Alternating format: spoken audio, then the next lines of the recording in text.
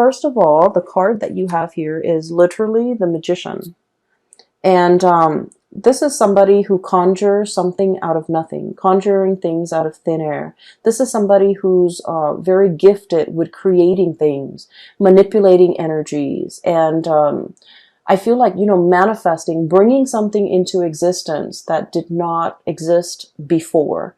And so this is a card about mastery. It's somebody who has a lot of skills, and this is what I normally associate with like a Gemini person. They have a lot of hobbies, a lot of skills, the gift of the gab, being able to persuade other people to do, their bidding. And especially being, I feel like, you're verbose, but you're also very, very persuasive. And so there's a lot of skills, there's a lot of knowledge, and there's a lot of wisdom embedded in this card. And I feel like for many of you, there are a lot of talents that you possess, and you're not really sure which direction to go when it comes to, using your talents to make money, or even using your talents to, it's sort of like having to choose between, different talents or different skill sets or different interests and trying to make a career out of it. Or even like having so many things that you're interested in, you don't know what to tackle first. Or I also feel like, having so many different jobs that you're interested in, that you're capable of doing, that you're qualified for, and you don't even know which one to apply for. So I feel like there are a lot of options here. There are a lot of choices, and you're grappling between the many choices that are at your disposal because they all seem really attractive choices, okay? So I feel like in a career type of a way, in a life path type of a way, you might have a lot of options, and you're not really sure which one to go forward with. Okay, we have here as well the Three of Cups, and the Three of Cups is all about options and choices. This is a very celebratory card, but in this deck, the way that it's sort of like spinning in circles, it's about indecisiveness. It's about wanting the option that stands out from the rest, wanting something like specific, and wanting something that encapsulates all of these things that you're really interested in, wanting to find that one thing that meets all the criteria.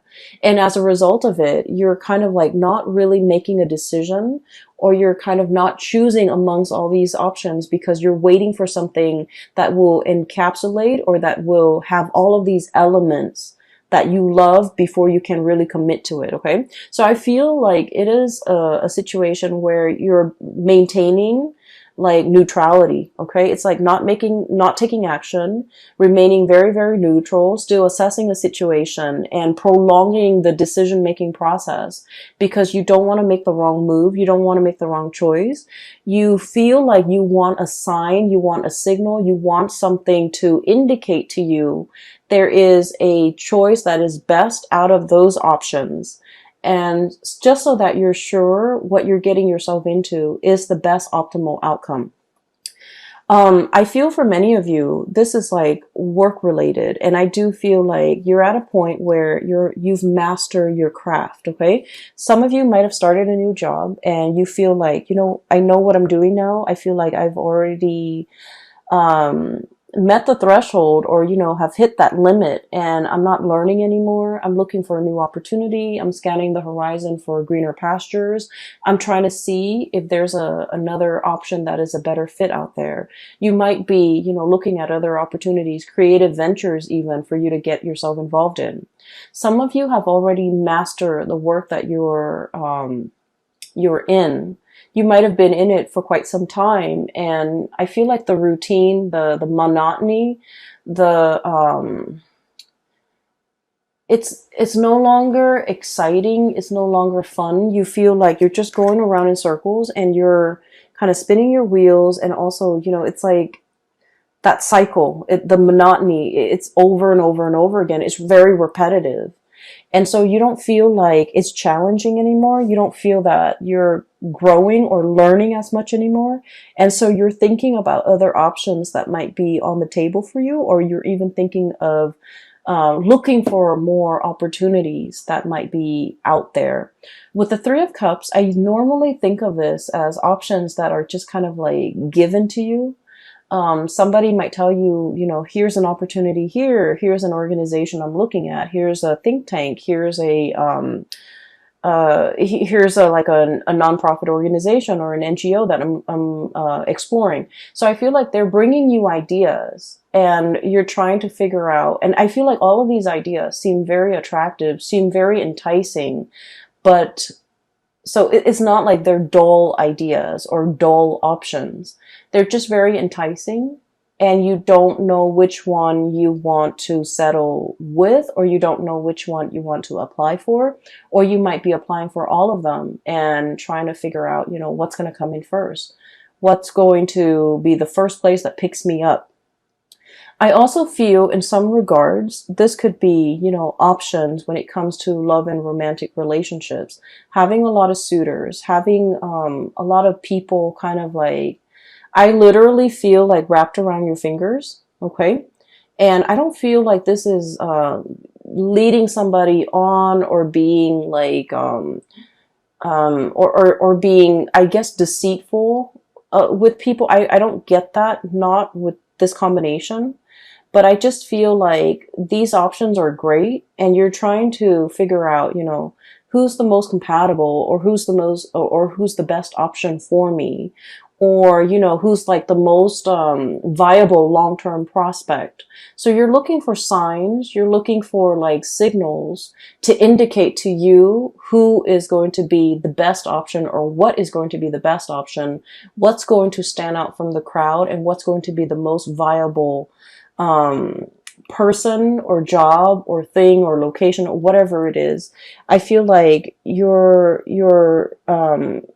choosing from amongst a bunch of very good options, okay, which is a really good place to be, because we want options and we want choices, and we also want, you know, full access to information. So I feel like you're still in a situation where you're reassessing. And then I also feel for others of you, there's a lot of especially if you're in publishing, okay, and I think I might have mentioned this last month, I can't remember, but if you're in publishing, if you're in any type of like situation where you're kind of marketing yourself, so like if you're a writer, if you're a singer, if you're a performer, and you kind of have to sell, I don't want to say sell yourself, that sounds terrible, but you have to promote yourself in some capacity, I feel like you've already got it, okay? And you have multiple people that might be vying for you to either sign on with them for a book deal, for example, sign on with them for like a specific art project, sign on with them for a performance, sign on with them for like a record deal, whatever it is. I do sense that you have the options at your disposal. And I feel like you're mulling over this decision. And because decision making is coming out so early on in the spread, I would urge you to wait until the 15th of the month when we are completely out of the Mercury shadow period before you make any decisions that have long-term ramifications, okay? So sit still, mull it over, really assess and ruminate over these choices that are kind of like at your feet before you decide what to go ahead with, okay? Because I feel like there might be more information that is revealed, okay? And I feel like whoever, if it's like a job or if it's like a love interest, I feel like there's an energy of somebody who's a little bit controlling. They might want you to be at their beck and call, for example. They might want you to curb your creative flair to do things exactly the way that they want. And these things might not be revealed to you until, you know, until we progress through like that first week of March. And you might have a little bit more information about this person's either their personality or their intentions or their affinity to be a little bit controlling. And so if they're showing that aspect of themselves, it might rule out, or it might be like an indicator to you that this might not be a viable option for you, either in work, in somebody who's either, you know, you're working under, who's managing you, or even like a potential relationship partner. Okay, so these things are going to start to show up, and I feel like it's going to be very subtle. But if you have like a lot of good options to choose from, you want to choose from the best. So the qualities revealed about this person in particular might be a little bit unsavory, and it will make you reassess your decision. Okay. So leave those big decisions until after the 15th, when we have Mercury going direct and we are out of that Mercury retrograde shadow period for you to make these important decisions. All right. So I also feel here, I'm seeing two people, and I feel like there is either like a compromise or a conversation that has been had. Okay.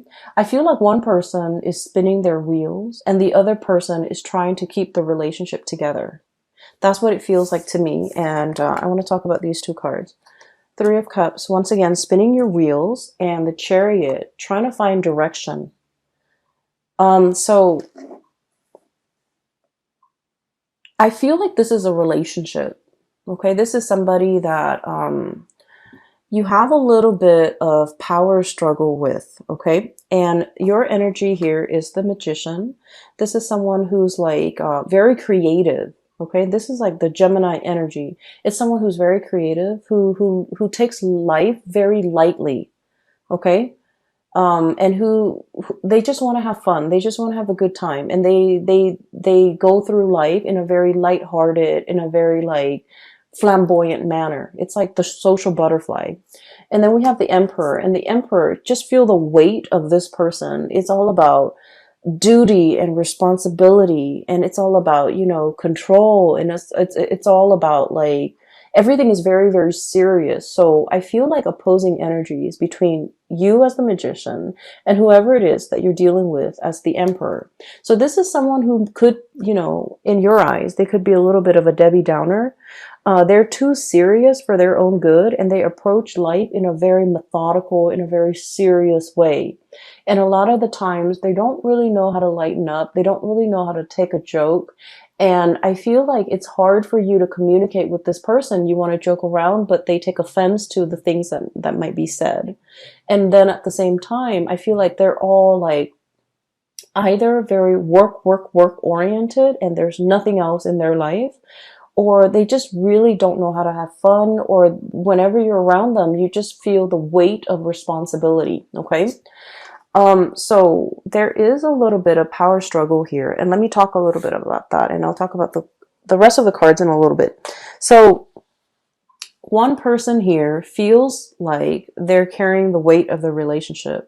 They're trying to move the situation along, and I feel like they understand that the two of you are very different, that it requires a lot of compromise, that it requires a lot of like give and take, and, you know, working with each other as a unit.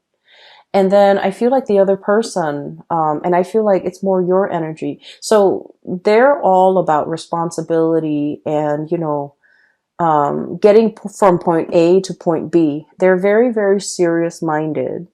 And then I also feel like the seriousness is in everything that they do. It's not just in relationships. It's in life. It's in work. It's in their family life. It's in their interpersonal relationship. It's in the way they discipline their mind. And so this person is just very methodical. They're trying to find the fastest route from point A to point B. And I feel like, you know, you don't mind if your life path meanders. You don't mind taking detours. You don't mind taking unexpected pit stops. You don't mind to, you know, like for you, it's not so much about the destination. It's more about the journey. And so the two of you philosophically are coming at life from like a different perspective. And as a result of it, it is very difficult to move together as a unit, to like work together as a unit. So once again, I just feel like this person doesn't want to lose control. Okay. And I feel like it has a lot, it's not like a personality flaw. I think like it's more of a survival mechanism for them. This is something they've had to do at a very young age, and it was very survival oriented. And as a result of that, they take life very seriously. You know, they mean what they say, and they do what they promise. And so they're very stable. They're very trustworthy, and very reliant. And so they have some amazing, really good qualities about them. And then I feel like they expect you to be a certain way, and you feel almost like you have to change yourself, or you have to cater, or you have to like be something that you're not in order to move this relationship along. I also feel like they're making, they're expecting things from you, or expecting you to be a certain way, or expecting you to step up, or expecting you to chip in, or expecting you to move the relationship in a specific way, or even expecting you to put in the work so that the two of you, so that they feel like things are fair, or so that they feel like the two of you are, I guess, like on the same boat, or they feel like the two of you are headed in the same direction.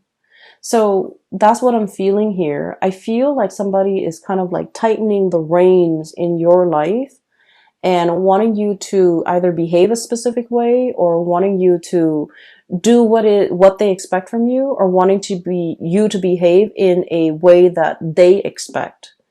Okay. And I do sense that the weight of the responsibility that they're putting on you, it can feel a little bit restrictive. Okay. And so going back to that message or the image that I saw about, a new path being created out of necessity. Okay. I feel like it pertains to this situation here, where one person is almost like a disciplinarian, and the other person just might want to rebel just for the sake of rebellion. Okay. And so I feel like one person wants to live without responsibility, and the other person, it's all about responsibility. And so the two people can't really see eye to eye, can't really work together as a unit, might have a lot of arguments and disagreements over these two, philosophical ideals. And it's really hard to work as a unit when you don't really agree on these things. And then I feel like one person is resentful that the other person is like almost authoritative. And then the other person is kind of resentful that the other person is a little bit too frivolous, too carefree, too like, possibly like prone to procrastination. Okay. And so what's happening here is I do see, no matter what, the two of you are going to be able, you're going to need to, but I feel like there's going to be some type of a closing of the cycle of this perpetual, the disciplinarian and the other person wanting to rebel. Okay, so it's not so much a role reversal, but I'm starting to see a situation where the two of you are coming around to one another. And I feel like a lot of it has to do with external pressure in your environment. So whatever is coming in, there might be additional pressures put or imposed upon the both of you, and you have to work together as a unit. It's like out of necessity, you have to work together as a unit. You have to learn how to navigate each other's energy. And in the process of being forced or having, imposed upon, and you have to work together, you're starting to realize that, their sense of responsibility and their reliance is really, I guess, like their stability, their reliance, and the way in which they can be counted on. I feel that you're starting to admire that quality. And then at the same time, they're looking at you and they're thinking your creativity, your ability to, be flexible and to be malleable and to kind of like roll with the punches and be spontaneous. It's very admirable. So you're starting to see merits in one another. And as a result of it, out of that sense of necessity of having to work together, the two of you are able to overcome your differences in order to, move along together without creating friction. Okay. So I feel for most of you, this is like a relationship where, because of hardships, because of necessity, because of whatever is imposed upon the relationship from the external environment, it's like the pressure is on. Now we need to work together. Now we need to hash things out. Now we need to find solution. And as a result of that, you have to come together and you have to learn to get along. And in the process of getting along, I feel like you're starting to realize that, there's strength in numbers, there's safety in numbers as well. And that because the two of you are so different, that creatively solving problems together will lead you to a better optimal solution. Okay. Hence that door, pressure needs to be exerted on that gate in order for it to swing open and to create a new path for you. So I feel like you've reached some type of an epiphany, like an awakening, a reassessment or a realignment with another person. And it's helping the situation move along in a smoother way. All right. So for some of you, I feel like this could be, like in a work situation. And sometimes we meet somebody and for whatever reason, we feel like we don't really jive well with them. Just energetically, we just feel like we're out of sync with the other person.